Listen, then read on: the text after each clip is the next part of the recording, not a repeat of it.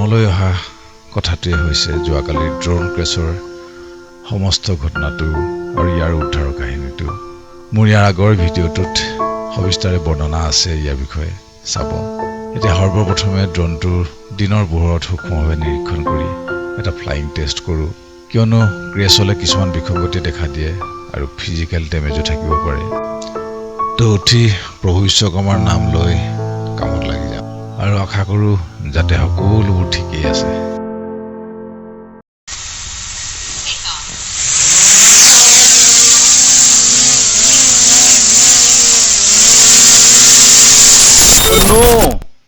আৰে কি হয়ে গেল? সিধা গয়ে ধামকে মাৰি দিলে যে।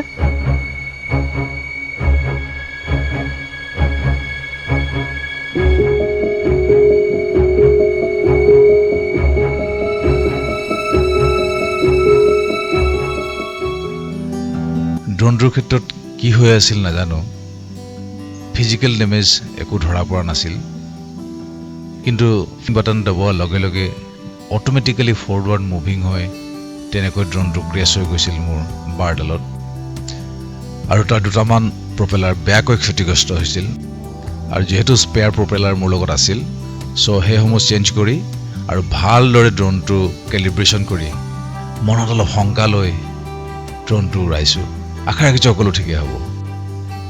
আৰু এই চেগতে আপোনালোকক আমি যোৱা নিশা কটোৱা এই সুন্দৰ অঞ্চলটো ড্ৰোনৰ জৰিয়তেই অলপ চিনাকি কৰি দিওঁ।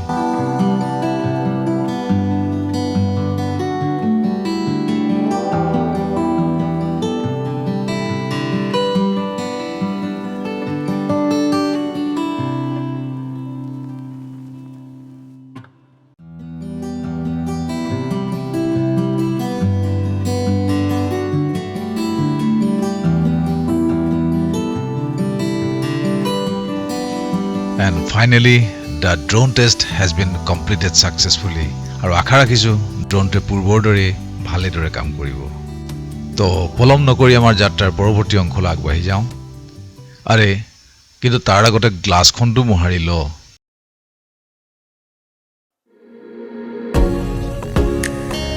বাহ, কি ধুনীয়াকৈ কাপোৰ মাৰিলো। Very good.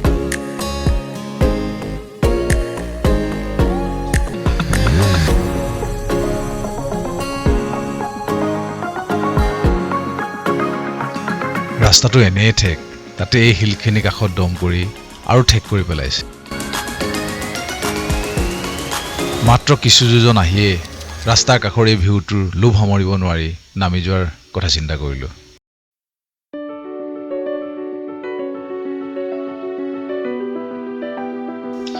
কিন্তু দুৰ্ভাগ্য আছিল আমাৰে চাগে, দুয়োফালে ৰাস্তা বন্ধ কৰি থোৱা আছে, চ' যোৱাটো নহ'ল।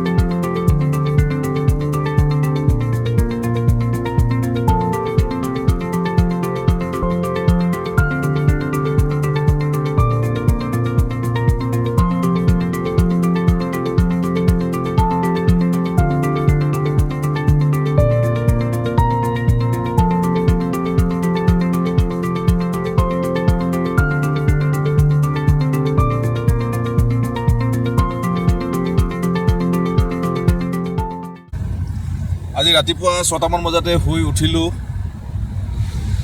উঠি তাত ইমানেই ঠাণ্ডা আছিল, -1 ডিগ্ৰী আছিলে।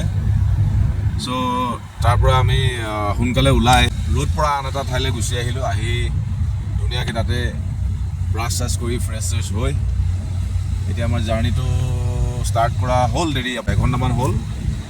গৈ আছোঁ ৱালং পাবলৈ, আৰু মোটামুটি 25 কিলোমিটাৰ বাকী আছে। ব্ৰেকফাষ্টটো কৰিবলৈ জেগা এটা বিচাৰি আছোঁ ধুনীয়াকৈ খাম বুলি। খুব সোনকালে ব্ৰেকফাষ্টটো কৰি আছোঁ আৰু গৈ অত্যন্ত ভাল লাগিছে। এইবিলাক দেখিছে কেনেকুৱা কাৰ্বি।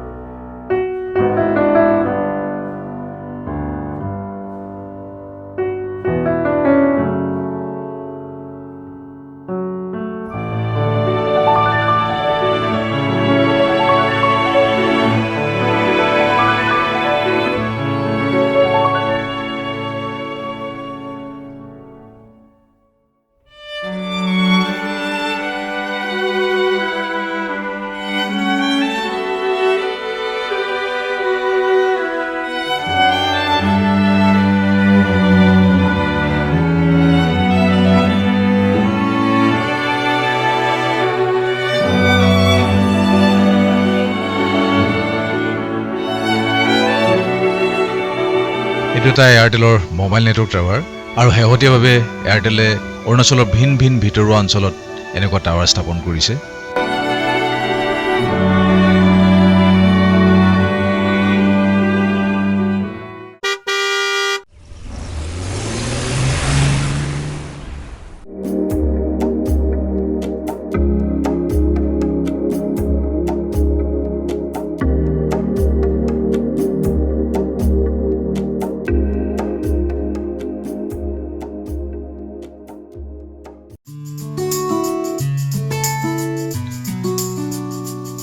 দৃষ্টি প্ৰসাৰিত কৰিলে ধৰা দিয়ে প্ৰকৃতিৰ নিৰ্ভেজাল নান্দনিক ৰূপ চাৰিওকাষে।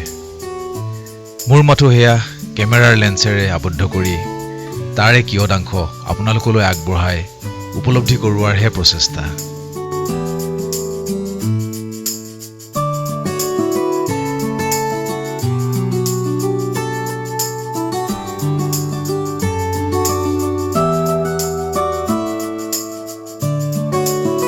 এইখন অৰুণাচলৰ লোহিত নদী, যিখন গৈ আপোনাৰ বৰলুইতত মিলিত হৈছে আৰু তাৰ পিছত নাম লৈছে মহাবাহু ব্ৰহ্মপুত্ৰ।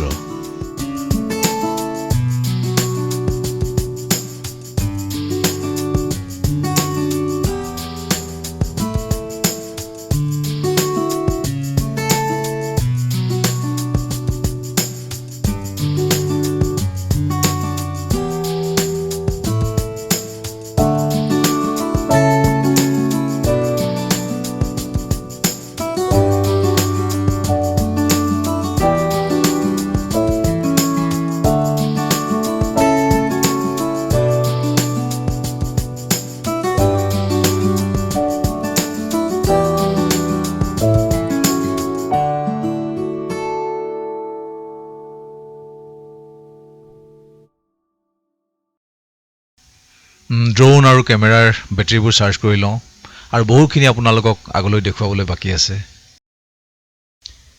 আৰু মন কৰিছোঁ এই যাত্ৰাৰ প্ৰতিটো মূৰতে এটা নতুন লেণ্ডস্কেপ উন্মুক্ত হৈ যায়।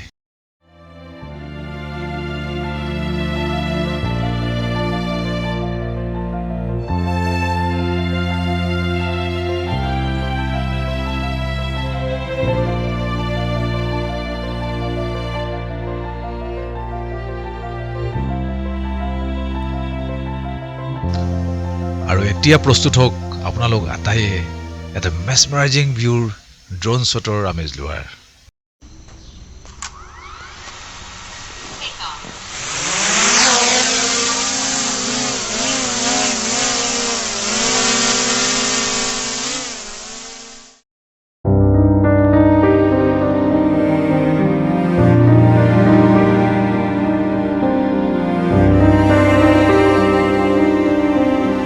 হেৰা, মই যে কৈছিলোঁ নদীখনে পাহাৰটোৰ কোলাত বহি সংগোপনে কথা পতাৰ কথা, আৰু গৈ থকা কাষৰ আলিটোৱে অভিমানতে বক্ৰময় হৈ সিহঁতৰ সৈতে সহাৱস্থান কৰাৰ কথা মনত পৰেনে?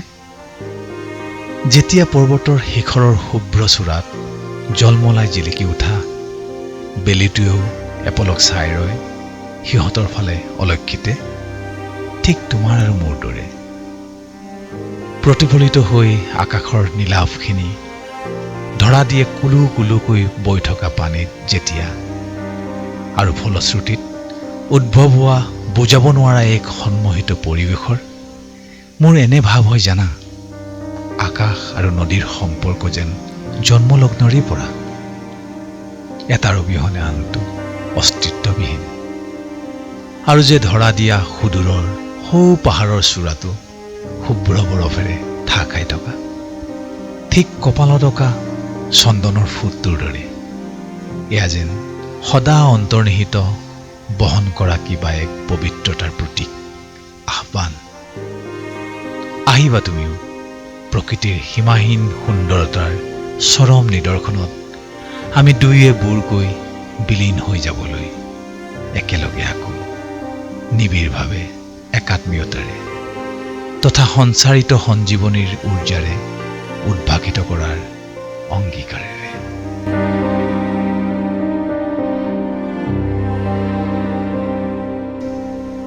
ইয়াত আৰু এনেদৰে কবিতা লিখি থাকিলে নহ'ব, বহু দূৰ যাবলৈ আছে।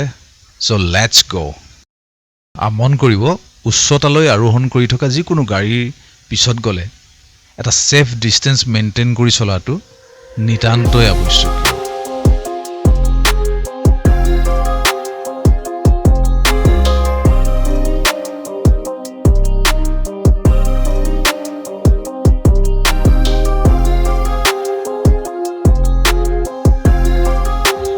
আৰু সকলো ভিউৱাৰ্ছলৈ বিনম্ৰ অনুৰোধ থাকিব, যদিহে মোৰ ভিডিঅ'টো আপোনাৰ মনোভূত হৈছে আৰু আগ্ৰহী মোৰ চেনেলটোৰ সৈতে জড়িত হৈ থকাৰ, তেন্তে চেনেলটো ছাবস্ক্ৰাইব নকৰাকৈ নাথাকিব আৰু আপোনাৰ অপচন্দসমূহ কমেণ্টৰ জৰিয়তে জনাব।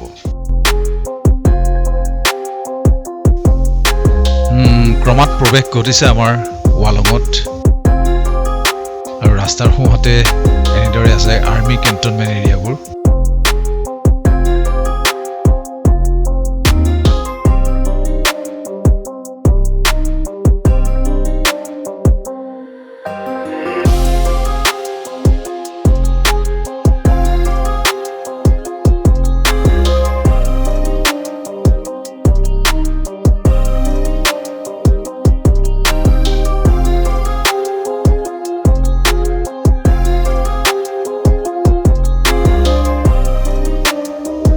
Welcome to land of pine.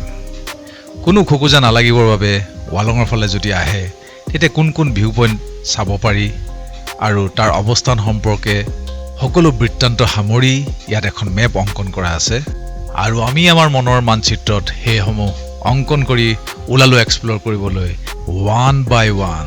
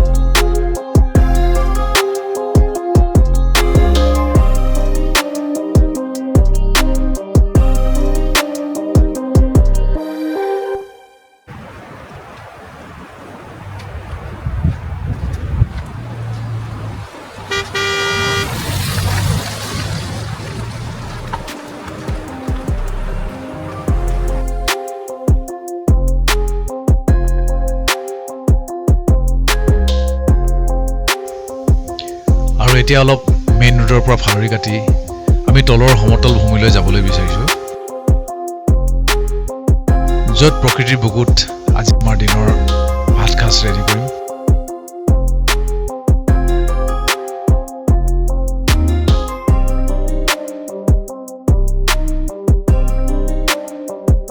আৰু আমি আহি পোৱা ঠাইখিনিৰ ছাৰাউণ্ডিংটো এবাৰ ঘূৰাই আপোনালোকক দেখুৱাই দিওঁ।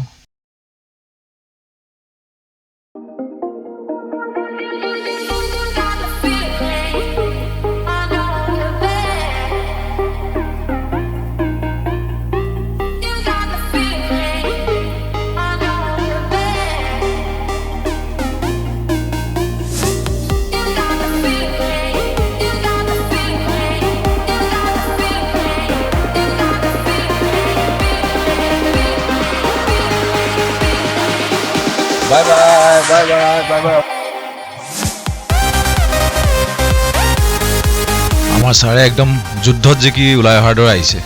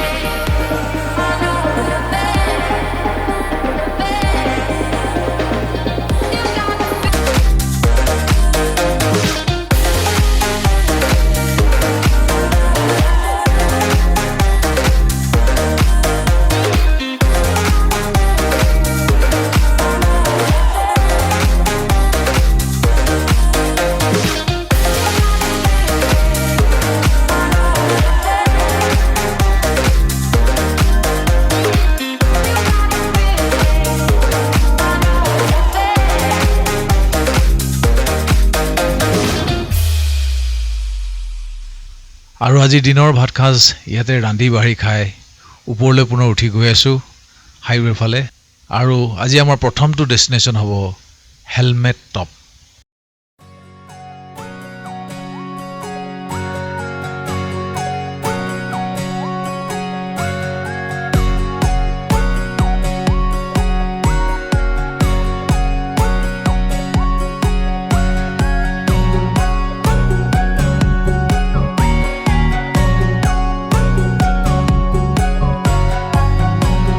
এইখনেই ৱালং নামৰ সৰু ঠাইখনি আৰু দৈনন্দিন প্ৰয়োজনীয় সামগ্ৰীবোৰৰ অভাৱ পূৰণ কৰিবলৈ সৰুকৈ বজাৰ এখনো ইয়াতে আছে আৰু কোৱাৰ নিষ্প্ৰয়োজন যে স্বাভাৱিকতে ইয়াৰ প্ৰাইচ আন ঠাইতকৈ কিছু বেছি কাৰণ ৰাস্তাৰ বিভিন্ন বাধা প্ৰতিবন্ধকতাসমূহ দূৰ কৰি দূৰ দূৰণিৰ পৰা সামগ্ৰীসমূহ আহে ইয়ালৈ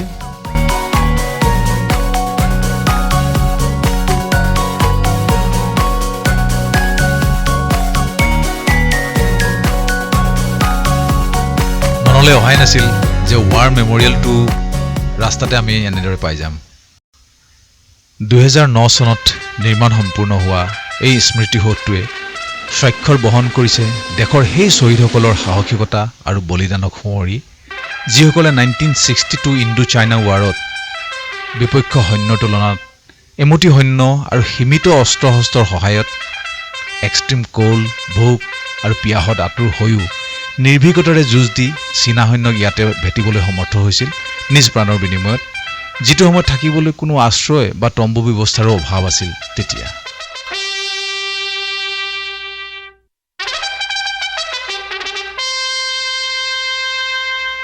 I love Walong and respect the Indian Army as well and big salute to Indian Army जय हे जय हे जय हे আৰু মেপত অংকন কৰা মতে আমি মেইন হাইৱেৰ পৰা লেফ্টত এনেদৰে ওপৰলৈ উঠি যাব লাগিব হেলমেট টপৰ বাবে আৰু কণ্টিনিউৱাছলি 15 কিলোমিটাৰ পাহাৰ বগাই আমি পামগৈ হেলমেট টপ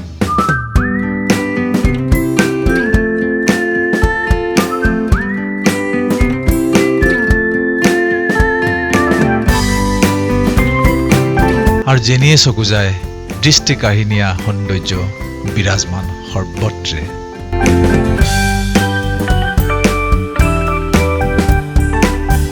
ৰাস্তাৰ কাষতে থকা এই বৃহৎ ৱাটাৰফলটোৰ কথা অৱশ্যে মেপত ক'তো উল্লেখ নাই কিন্তু এটা খুবেই ধুনীয়া লোকেশ্যনত আছে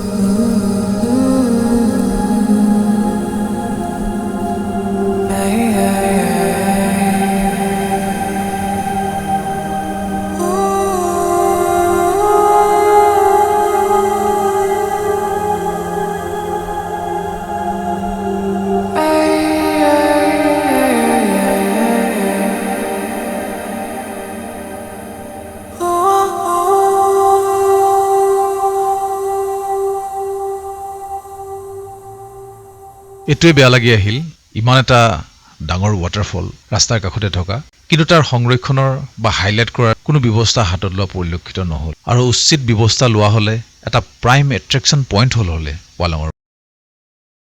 আৰু দুজন ভদ্ৰ চালক এনেদৰে পাহাৰীয়া ৰাস্তাত মুখামুখি হ'লে এনেকুৱা অৱস্থাৰ সৃষ্টি হয়।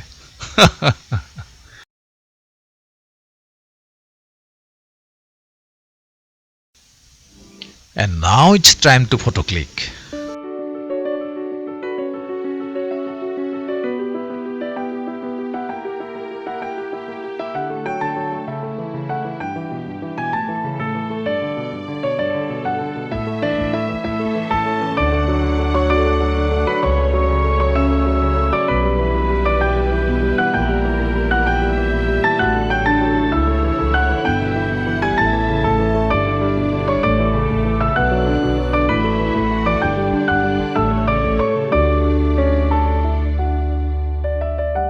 আৰু দেখি ভাল লাগিল, ইয়াতো এয়াৰটেলৰ মোবাইল টাৱাৰ বিদ্যমান।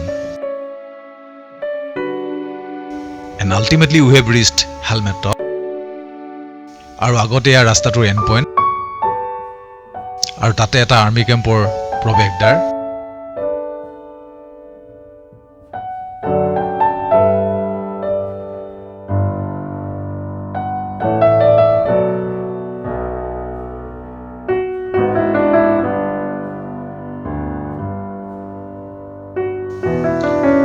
আৰু ক্ষন্তেক পৰৰ বাবে বিলীন হৈ যাওঁ প্ৰকৃতিৰ কোলাত মুখ হৈ এনেদৰে।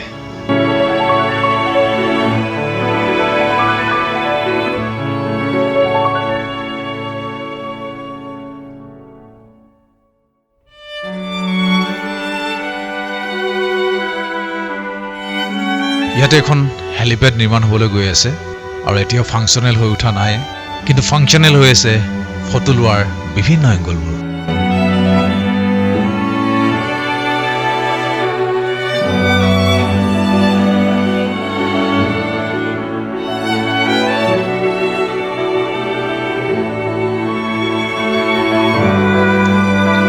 তো ৰাস্তাত দেখা পাই এনেদৰে মাজে সময়ে ৰৈ অলপ শুকান খৰিৰ কালেকশ্যন কৰি লৈছোঁ।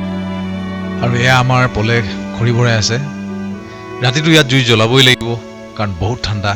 কেম্প ছাইটত জ্বলাম বুলি ভাবিছোঁ। এনেকুৱা পাহাৰীয়া ঠাইবোৰত যেতিয়া আপোনাৰ সূৰ্যৰ কিৰণ নপৰা হৈ যায়, তেতিয়া লগে লগে আচলতে সাংঘাতিক ঠাণ্ডা নামি আহে।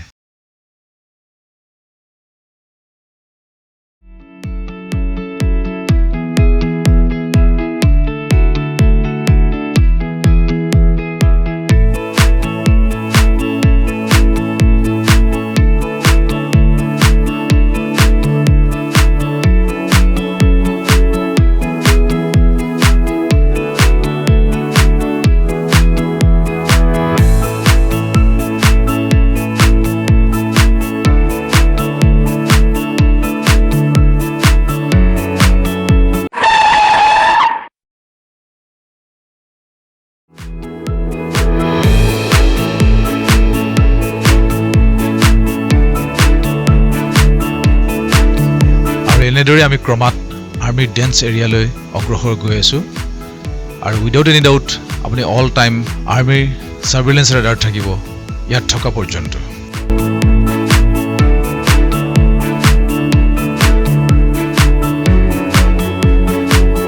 আৰু ৱেলকাম টু ডং ভেলী। আৰু এতিয়া আমি হট স্প্ৰিং ৱাটাৰ আৰু আপোনাৰ ডং ভেলী ফালে আহিছোঁ, য'ত এইকেইটা আপোনাৰ টুৰিষ্ট গেষ্ট হাউচ। ইয়াত আপুনি আগতীয়াকৈ খবৰ কৰি বুক কৰিব পাৰে আপোনাৰ নিজৰ থকাৰ ব্যৱস্থা, সুব্যৱস্থা আছে একচুৱেলি।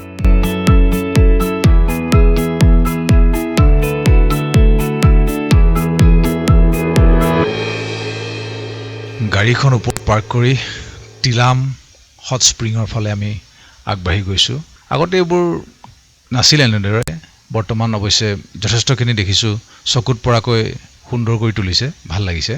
আৰু ইয়াৰ বিভিন্ন এক্টিভিটিজৰ এখন চাৰ্ট হেং কৰি থোৱা আছে, আপোনালোকে স্ক্ৰীনশ্বট লৈ ল'ব পাৰে যদি আহে, সুবিধা হ'ব।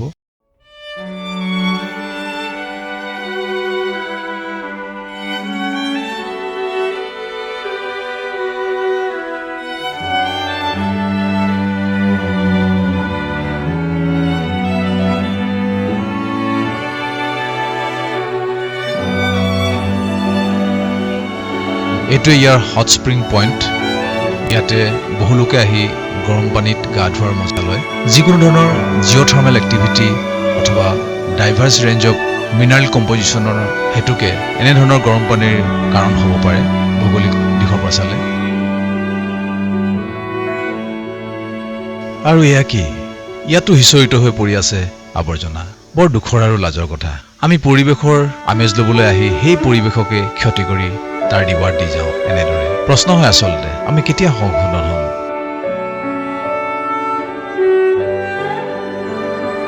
আৰু সৌ সুদূৰত আমি পাৰ্ক কৰি থৈ অহা মোৰ গাড়ীখন।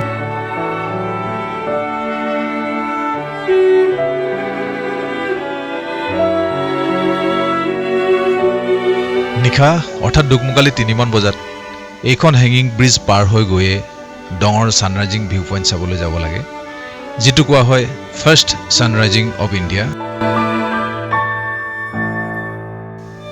আৰু আমাৰ পলৰ আজি কি হ'ব? বেচেৰা টাৱেল চাৱেল লৈ গা ধুবলৈ আহিলে আৰু পানীৰ পৰিমাণ কম। ইয়াৰ ব্যৱস্থা কিবা এটা কৰিব লাগিব এতিয়া। চাৰিওকাষে এটা নীৰৱ শান্ত সমাহিত পৰিৱেশ। আপোনাৰ লেজাৰ টাইম স্পেণ্ড কৰিবৰ কাৰণে এটা ভাল ডেষ্টিনেশ্যন হ'ব পাৰে মোৰ বোধেৰে।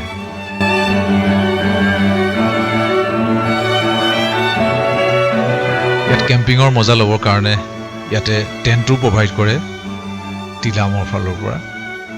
চ' আপুনি টেণ্ট লৈ নাহিলেও ইয়াৰ সোৱাদ ল'ব পাৰে। আৰু এইকেইটা হ'ল ইয়াৰ লেট্ৰিন এণ্ড বাথৰুম। ইয়াত অল এলং গৰম পানীয়ে পাব। আৰু মজাৰ কথাটো হ'ল হট স্প্ৰিং ৱাটাৰ গৰম পানী মটৰৰ সহায়েৰে ইয়ালৈ পঠিয়াই দিয়া হয়।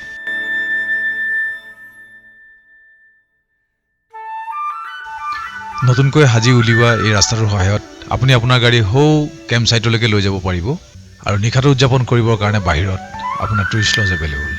আৰু এতিয়া আমাৰ গাড়ীখন ভালদৰে ইয়াতে পাৰ্ক কৰি ৰাতিটো ইয়াতে কটাম বুলি সিদ্ধান্ত হ'ল।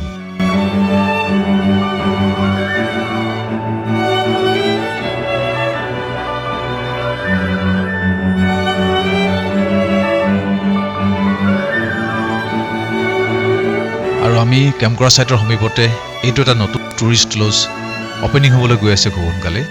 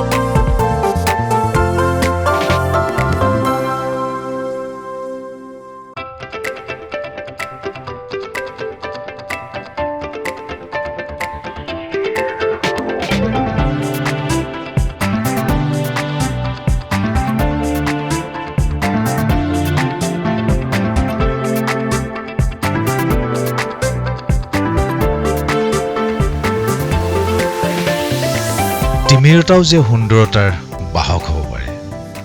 আন্ধাৰ নোহোৱা হ'লে জানো আছে কিবা মূল্য পোহৰৰ? আৰু যাত্ৰা নহ'লে জানো আছে মূল্য জীৱন ৰথৰ? Life is a journey, just explore it.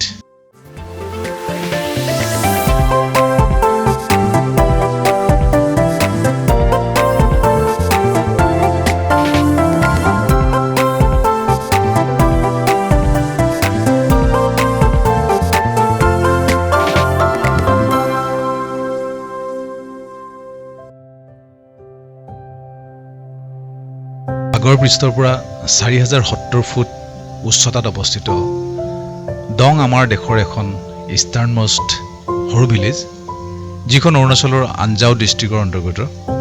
আৰু ইয়াত ঘাইকৈ মেয়ৰ আৰু মিচিমি লোকসকল বাস কৰে।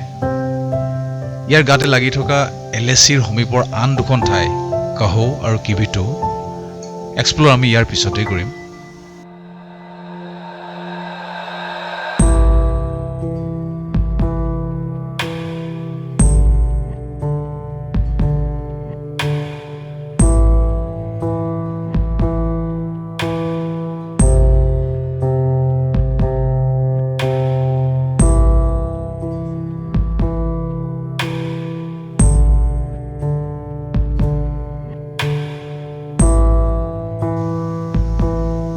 আৰু নিশ্চয়কৈ এনেবোৰ ঠাইৰ পৰিভ্ৰমণৰ অনবদ্য সকলোবোৰ অভিজ্ঞতা সাঙুৰি কেমেৰাৰ মাধ্যমেৰে উপস্থাপন কৰাটো ভুৰুকাত হাতী ভৰোৱাৰ দৰে কথা যদিও মোৰ প্ৰচেষ্টা অব্যাহত আছিল আৰু থাকিব যাতে আপোনালোকক পাৰ্যমানে ইয়াৰ সোৱাদ দি যাব পাৰোঁ।